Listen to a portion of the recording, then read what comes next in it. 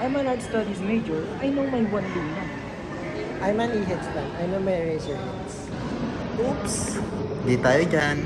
Dito tayo.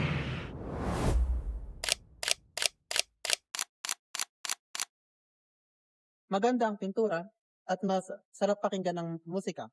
Pero paano naman ang mga ninuno natin na nag-iwan ng marka bago pa man nauso ang canvas at gitara? Dito sa National Museum of Anthropology, makikilala natin ang sinaunang Pilipino, ang kanilang pamumuhay, paniniwala at sining. Inukit sa bato at inubog sa lupa at iniwan bilang pamana sa ating kasaysayan. Kaya tara at samahan nyo kami at silipin ang bawat kwento na nakatago sa bawat artifacts dito sa Palayok Gallery at Kabanang Lahi Exhibition. Noong panahon ng pre-colonial ng mga Tagalog, isinulat ni Juan de Plasencia sa kanyang account na inililibing ang mga patay kasama ng mga pagkain at mahalagang kagamitan sa pang-araw-araw.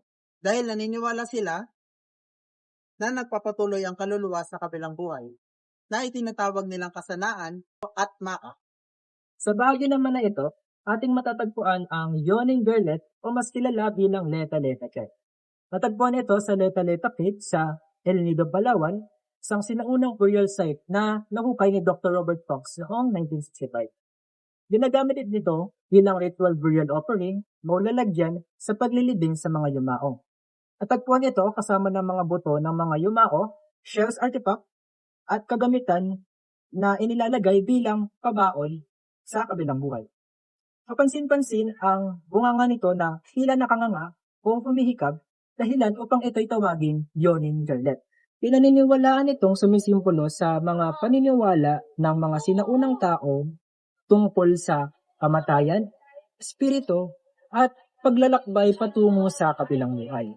Mahalaga ang Leta-Leta jar sa kasaysayan dahil nagbibigay ito ng mahalagang impormasyon tungkol sa ritual ng paglilibing, paniniwala, at kakayahan sa paglikha ng mga sinaunang Pilipino noong panahon ng Neolitiko.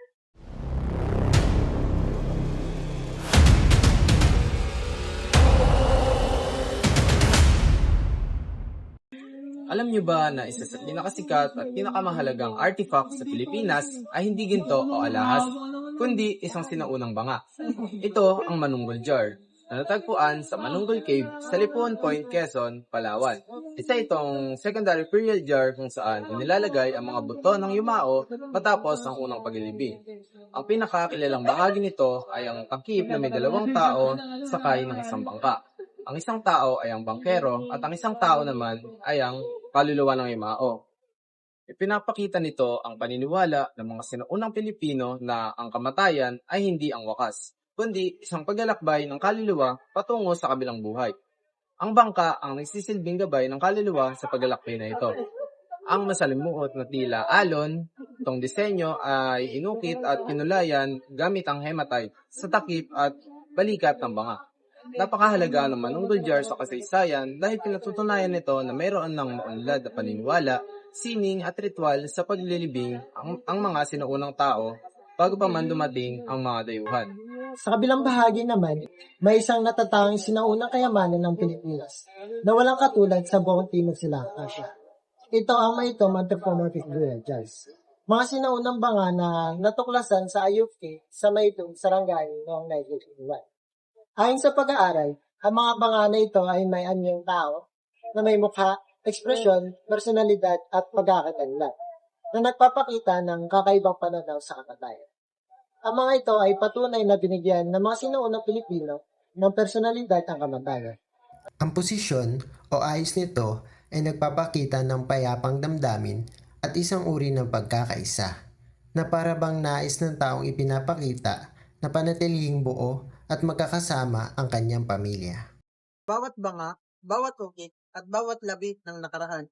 Hindi lamang ito basta mga artifacts. Ito ay mga patunay na tayo ay may malalim na pagkakakilanlan, paniniwala, paggalang, bago pa man tayo magkaroon ng canvas at gitara.